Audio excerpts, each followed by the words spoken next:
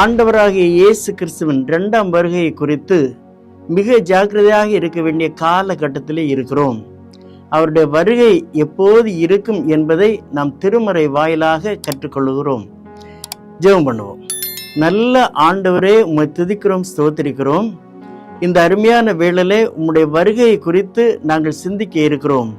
வேதத்தின் ரகசியங்களை விளக்கி கொடுக்கிற பரிசுத்த ஆவியானவர் எங்களுக்கு இந்த காரியங்களை விளக்கி தர வேணுமாக கெஞ்சுகிறோம். பேசுகிற அடியேனை உம்முடைய சிலுவின் நிழலிலே மறைத்துக் கொள்ளும். கேட்கிற உள்ளங்கள் பண்படட்டும். இயேசுவின் இனிய நாமத்தில் ஜெபிக்கிறோம் பிதாவே, ஆமென். அருமையானவர்களே, ஆண்டவராகிய இயேசு கிறிஸ்துவினுடைய 2ஆம் வருகை குறித்து இந்த நாட்களிலே அநேக செய்திகள், அநேக தீர்க்க தரிசனங்கள், அநேக தரிசனங்கள், இன்னும் சோசியல் மீடியாக்களிலே அநேக செய்திகள் வந்து கொண்டிருக்கிறதை நாம் கண்டும் கேட்டும் கொண்டு இருக்கிறோம். ஆனால் நமக்கு கிடைத்த பொக்கிஷமாகிய திருமறையிலிருந்து ஆண்டவராகிய இயேசு கிறிஸ்துவினுடைய 2ஆம் வருகை எப்போது இருக்கும் என்று சொல்லி நாம் அதை கற்றுக்கொள்ள வேண்டும். அநேகருடைய கணக்குப்படி செப்டம்பர் 23, 2032ஆம் ஆண்டில் இயேசுவின் 2ஆம் வருகை இருக்கும் என்று சொல்லி கணக்கு போட்டிருக்கிறார்கள். நமக்கு கிடைத்ததான பொக்கிஷமாகிய இந்த திருமறையிலிருந்து நாம் இந்த காரியங்களை கற்றுக்கொள்வோம். குறிப்பாக மத்தேயு நற்செய்தி நூல் 24ஆம் அதிகாரத்திலே ஆண்டவராகிய இயேசு கிறிஸ்து இதற்குரியதான காரியங்களை விளக்கமாக சொல்லியிருக்கிறார். 24ஆம் அதிகாரம் 3ஆம் வசனத்திலே ஆண்டவராகிய இயேசு கிறிஸ்து ஒலிவ மலையிலே இருந்த போது அவருடைய சீஷர்கள் அவரிடத்திலே வந்து, ஆண்டவரே, உம்முடைய வருகைக்கும் உலகத்தின் அடையாளத்துக்கும் என்ன அடையாளம் என்று சொல்லி கேட்டார்கள். அப்பொழுது இயேசுநாதர் இந்த 24ஆம் அதிகாரம் 36ஆம் வசனத்திலே சொல்லுகிறார், அந்த நாளையும் நாழிகையும் பிதா, பரலோகத்தில் இருக்கிற பிதா ஒருவர் தவிர வேறு ஒருவனும் அறியான், பரலோகத்தில் இருக்க தேவ தூதர்களும் அறியார்கள். மார்க்கு 13ஆம் அதிகாரம் 32ஆம் வசனத்திலே சொல்லுகிறார், குமாரனும் கூட அறியான் என்று சொல்லுகிறார். ஆனால் இந்த அதிகாரத்திலே அநேக அடையாளங்களை இயேசுநாதர் சொல்லுகிறார். குறிப்பாக 11 அடையாளங்களை சொல்லுகிறார். ஒன்று வஞ்சகம், கள்ள தீர்க்க தரிசனம், அத்திமரம் துளிர் விடுதல், பஞ்சங்கள், கொள்ளை நோய்கள், பூமி அதிர்ச்சி, உபத்திரவங்கள், யுத்தங்கள், பரிசுத்த ஸ்தலம், பரிசுத்த குலைச்சல் ஆக்கப்படுதல், வானத்தின் சத்துவங்களிலே ஏற்படுகிறதான மாற்றங்கள், சுவிசேஷம் உலகமெங்கு போய் சொல்லுகிறதான காரியம். இந்த இவைகளில் முதல் 2 காரியங்களை மாத்திரம் இந்த செய்தியிலே நான் உங்களோடு பகிர்ந்து கொள்ள ஆசிக்கிறேன். ஒன்று வஞ்சகம், இன்னொன்று கள்ள தீர்க்க தரிசனம். வஞ்சகம் என்று சொல்லும்போது 24ஆம் அதிகாரம் 5ஆம் வசனத்தில் இயேசுநாதர் சொல்கிறார், அநேகர் என் நாமத்தை தரித்து கொண்டு நானே கிறிஸ்து என்று சொல்லி அநேகரை வஞ்சிப்பார்கள் என்று சொல்கிறார். 24ஆம் அதிகாரம் 23ஆம் வசனத்தில் சொல்லுகிறார், இதோ இங்கே இருக்கிறார், அதோ அங்கே இருக்கிறார் என்று சொல்லி அநேகரை வஞ்சிப்பார்கள் என்று சொல்லி இயேசுநாதர் சொல்கிறார். 24ஆம் வசனத்திலே சொல்லுகிறார், கள்ள கிறிஸ்துக்கள் எழும்பி கூடுமான வரை தெரிந்து கொள்ளப்பட்டவர்களை கூட மோசம் போக்கத்தக்கதாக அநேக அடையாளங்களும் அற்புதங்களும் செய்வார்கள் என்று சொல்லி இயேசுநாதர் சொல்லுகிறார். இந்த 18ஆம் நூற்றாண்டிலிருந்து 21ஆம் நூற்றாண்டு வரை அநேக கிறிஸ்துக்கள் எழும்பினார்கள் என்று சொல்லி நாம் இந்த சரித்திரத்திலே படிக்கிறோம். அதில் குறிப்பாக 10 நபர்களை குறித்து நான் உங்களுக்கு சுட்டி காட்ட ஆசிக்கிறேன். ஒன்று, மதர் ஆன்லி என்ற இங்கிலாந்தில் உள்ளதான ஒரு பெண்மணி 1736 1784 வரை வாழ்ந்தவர்கள். அவர்கள் ஷேக்கர் செக்ட் என்ற ஒரு குழுப்பினுடைய தலைவர். அவர்கள் பெண் வடிவத்தில் கிறிஸ்துவின் ஆவியை பெற்றவர் என்று சொல்லி தன்னை அறிமுகப்படுத்தினார்கள். 2வது, ஜான் நிக்கோல்ஸ் தாம் என்பவர் 1797 1838 வரை மேற்கு இங்கிலாந்திலே வாழ்ந்த ஒரு வியாபாரி. அவர்கள் தன்னை உலக இரட்சகர் என்றும் இயேசுவின் அவதாரம் என்றும் மேசியா என்று சொல்லியும் தன்னை பின்பற்றினர்களுக்கு சொன்னார். 3வதாக, ஆர்னால்டு பாட்டர் 1804 1873 வரை பிரியப்பட்ட இறுதிகால புனிதர் என்ற ஒரு பிரிவின் தலைவர். தன்னை கிறிஸ்துவின் குயவன் என்றும் மேசையா என்று சொல்லியும் தன்னை பின்பற்றினவர்களுக்கு அறிமுகப்படுத்தினார். 4வதாக, மிர்சா குலாம் அஹ்மத் 1835 1908 வரை வாழ்ந்ததான ஒரு இஸ்லாமியர். அவர் அகமதிய மூமென்னுடைய ஸ்தாபகர். வாக்குத்தத்தம் பண்ணதான மெசையா தான் என்று சொல்லி பிரகடனப்படுத்தினார். ஐந்தாவதாக சைரஸ் ரீட் டீட் 1839 1908 வரை அமெரிக்காவில் வாழ்ந்ததான ஒரு மருத்துவர். இவர் தன்னை இயேசு கிறிஸ்துவின் அவதாரம் என்றும் வரக்கூடிய மெஸ்ஸையா, எதிர்பார்த்திருக்கிற மெஸ்ஸையா என்று சொல்லியும் அறிமுகப்படுத்தினார். ஆறாவதாக லூ டி பாலிங்போயர் 1898 1968 வரை நெதர்லாண்டில் வாழ்ந்த ஒரு எழுப்புதல் கூட்டத்தின் தலைவர். இவர் தன்னை ஒரு கடவுளின் மெஸ்ஸையா என்றும் இயேசு கிறிஸ்துவின் உயிர்த்தெழுந்த சரீரம் என்று சொல்லியும் சொன்னார்கள். ஏழாவதாக அகுசாகு காங் 1918 1985 வரை தென் கொரியாவிலே வாழ்ந்ததான ஒரு மத தலைவர். தன்னை உலக மிஷனரி சங்கம் கடவுள் சபை என்ற அமைப்பின் ஸ்தாபகர். இவர் தன்னை மெஸ்ஸையா என்று சொல்லி தன்னைத்தானே மற்ற மக்களுக்கு சொல்லிக் கொடுத்தார்கள். அவரை பின்பற்றினவர்கள் இரண்டாவதாக வரக்கூடியதான கிறிஸ்து இவர்தாம் என்றும் சொன்னார்கள். எட்டாவதாக பாலாசீர் லாரி முத்துகிருஷ்ணன் இந்தியாவிலே கேரள மாநிலத்திலே மூணார் என்ற பகுதியிலே 1921 பிறந்தவர். மனிதன் சந்திரனிலே கால் பதித்த 1969 ஜூலை மாதம் 21 இரண்டாவது வரக்கூடியதான இயேசு கிறிஸ்து நான் தான் என்று சொல்லி அவரை பின்பற்றினர்களுக்கு அறிமுகப்படுத்தினார். மேலும் 1977 சீக்ரெட் கமிங், ரகசிய வருகை இருக்கும் என்று சொன்னார்கள். ஆனால் 1989 தமிழ்நாட்டிலே இந்து மதத்தினுடைய இஸ்லாம் மதத்தினுடைய கருத்துக்கள் எல்லாம் சேர்த்து ஒரு பெரிய புரட்சி உண்டாக்கி தமிழ்நாட்டிலே இறந்து போனார்கள் என்று சொல்லி சரித்திரத்தில் நான் படிக்கிறோம். 9வதாக ஆலன் ஜான் மில்லர் 1962 ஆஸ்திரேலியாவிலே பிறந்த ஒரு நபர். நாசரேத்தில் பிறந்த இயேசுவின் அவதாரம் தான் என்று சொல்லி மக்களுக்கு வெளிப்படுத்தினார். கடைசியாக 10வதாக யாங் சியாங் பின் என்ற பெண்மணி 1973 சீனாவிலே பிறந்தவர்கள். அவர்கள் ஈஸ்டர்ன் லைட்னிங் மூவ்மெண்ட் என்ற அமைப்பினரால் இரண்டாவது வரக்கூடிய கிறிஸ்து இவர்தாம் என்று சொல்லி எல்லா இடத்திலும் சொன்னார்கள். கிறிஸ்துவுக்குள் அருமையானவர்களே, இந்த காரியங்களை நான் பார்க்கும்போது இயேசுநாதர் சொல்லுகிறார். மத்தேயு 24:25 சொல்லுகிறார், இதோ முன்னதாக நான் உங்களுக்கு அறிவித்தேன். இந்த காரியங்களை பார்க்கும்போது நம்முடைய கண்களுக்கு முன்னதாக இந்த காரியங்கள் நடந்து ஏறிற்று என்று சொல்லி நாம் பார்க்கிறோம். சுமார் 2000 ஆண்டுகளுக்கு முன்னதாக ஆண்டவராக இயேசுநாதர் சொன்ன வார்த்தைகள் நம்முடைய கண்களுக்கு முன்னதாக நிறைவேறிற்று என்று சொல்லும்போது ஆண்டவராக இயேசுடைய வருகை எப்போது இருக்கும் என்று சொல்லி நாம் யோசித்து பார்க்க வேண்டும். இரண்டாவதாக கள்ள தீர்க்கதரிசிகள்.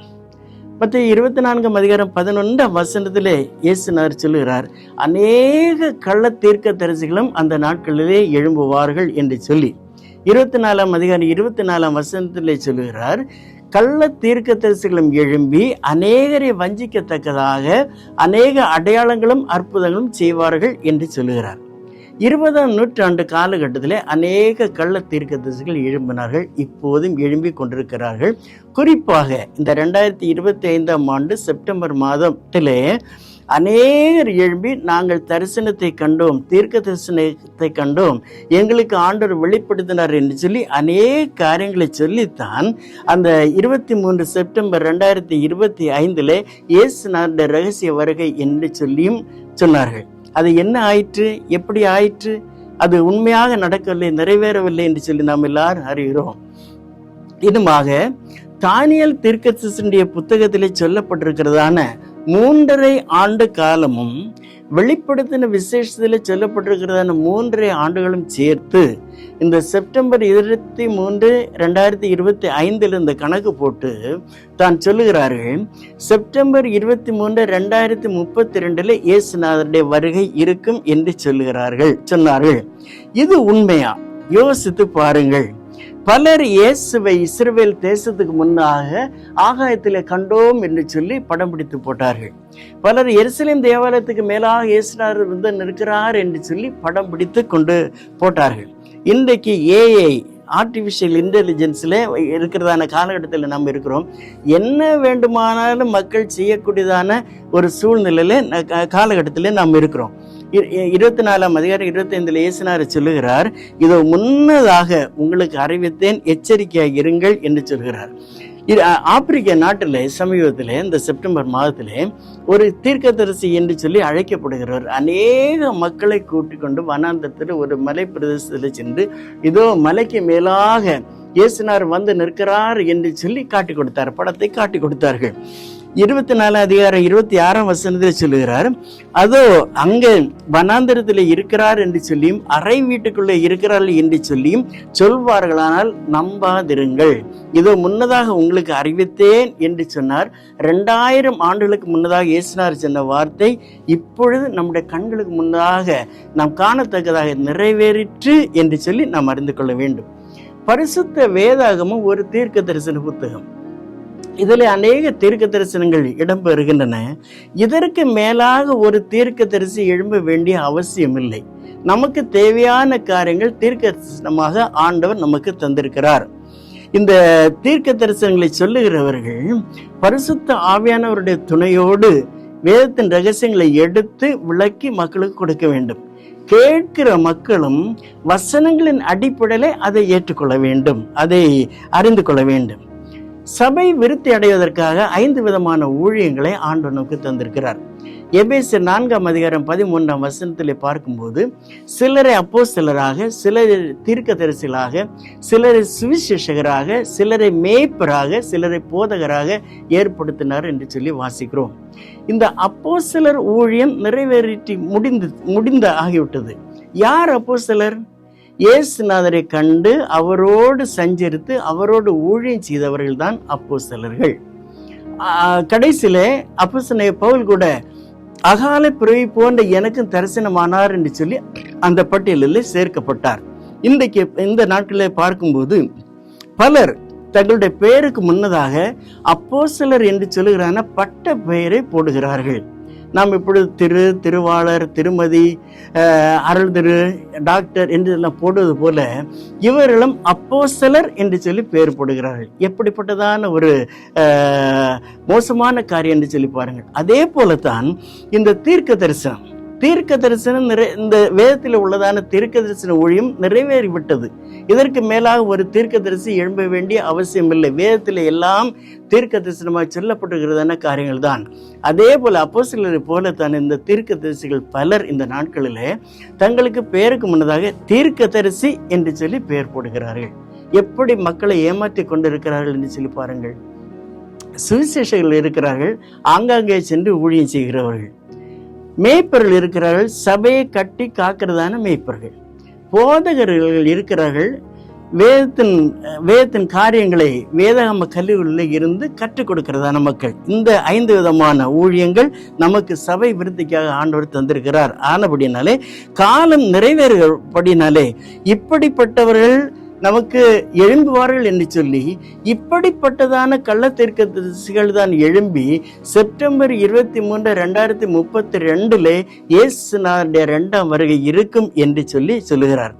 மார்க்கு 13ஆம் அதிகாரம் 32ஆம் வசனத்தில் சொல்லுகிறார், அந்த நாளையும் நாழிகையும் பிதா ஒருவர் தவிர வேறு ஒருவனும் அறியான், பரலோகத்தில் இருக்கிற தேவ தூதர்களும் அறியார்கள், குமாரனும் அறியான் என்று சொல்லுகிறார்.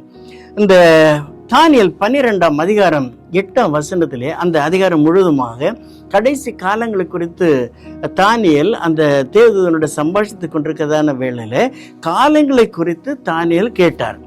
ஆண்டவரே, இவைகளின் முடிவு என்ன என்று சொல்லி ஒரு கேள்வி கேட்கிறார். அப்பொழுது 12ஆம் அதிகாரம் 9ஆம் வசனத்திலே அதற்கு தூதனானவர் சொல்லுகிறார், தானியேலே, நீ போகலாம். இந்த வார்த்தைகள் முடிவு காலம் மட்டுமாக புதை பொருளாகவும் முத்தரிக்கப்பட்டும் இருக்கிறது என்று சொல்லுகிறார். இந்த தீர்க்க தரிசனங்களை இவர்களுக்கு ஆண்டவர் வெளிப்படுத்தினாரா? உபாகமங்களின் புத்தகம் 29ஆம் அதிகாரம் 29ஆம் வசனத்தில் படிக்கிறோம், மறை பொருள் ஆனவைகள் தேவனுக்கு உரியவைகள் என்று சொல்லி. அப்போ தேவனுக்கு உரியதான மறை பொருளான காரியங்களும் பரலோகத்தில் இருக்கிற தூதர்களுக்கு தெரியாத காரியத்தையும் இயேசு கிறிஸ்துவுக்கு தெரியாத காரியத்தையும் தானியேல் தீர்க்கதரிசியினிடத்தில் சொல்லப்படாத ரகசியத்தையும் முத்திரிக்கப்பட்டிருக்கிறதான காரியத்தையும் இந்த மக்களுக்கு ஆண்டவர் உடைத்து வெளிப்படுத்தினாரா? ஒரு கணம் யோசித்து பாருங்கள் அன்பானவர்களே. இந்த நாட்களிலே இந்த காரியங்களை கேட்கும்போது ஆண்டவராகிய இயேசு கிறிஸ்துவினுடைய வார்த்தைகள் ரெண்டும் வஞ்சிக்கிறதான காரியங்களும் கள்ள தரிசனம் நமக்கு கண்களுக்கு முன்னதாக நிறைவேறிவிட்டது. ஆனபடினாலே இயேசுநாதருடைய வருகை எப்போது இருக்கும் என்று சொல்லி நாளையும் நாளையும் குறித்து ஆராய்வதை விட இயேசுநாதர் இப்பொழுது வந்தால் என்ன நடக்கும் என்று சொல்லி ஒரு கேள்வி கேட்டு பார்க்க வேண்டும். அவரை சந்திக்க நான் ஆயத்தமுள்ளவனாக இருக்க வேண்டுமே தவிர அந்த நாளையும் நாளையும் குறித்து ஆராய வேண்டிய அவசியமில்லை, பதிலும் கிடைக்காது. நினைத்திராத வேளையிலே இயேசுநாதர் வருவேன் என்று சொல்லுகிறார்.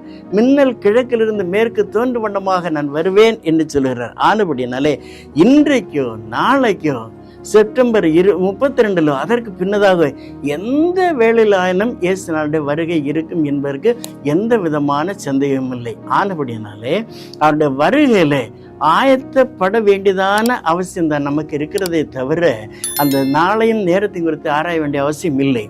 ஒருவேளை ஆயத்தப்படவில்லை என்று சொன்னால் என்ன நடக்கும் என்று சொல்லி ஒரு கேள்வி கேட்டு பாருங்கள்.